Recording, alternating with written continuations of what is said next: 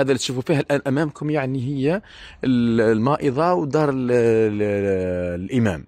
يعني حتى للمائضة حاليا استغلوا في هذيك معناها حاجة على السريع، لكن ماهيش هي بالضبط المائضة. هاي المائضة هاي راهي أمامكم، تابع معي شوفوا الأخوة الأفاضل، تقبل الله صلاتكم بمزيد من الأجر والثواب. هاي هي المائضة، ما زالت حتى هي كذلك الأشغال المتوقفة راهي موجودة مباشرة. هذه البناية كما تشوف هذيك مدير التجارة، وهذه وكالة التشغيل.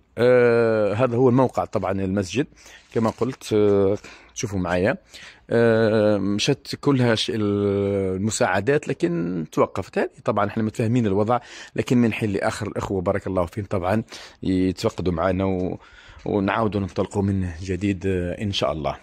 هذا المسجد الباب الخارجي كما تشوفوا طبعا. هذه كما قلت مائضة المسجد، ثم كذلك بيت الإمام.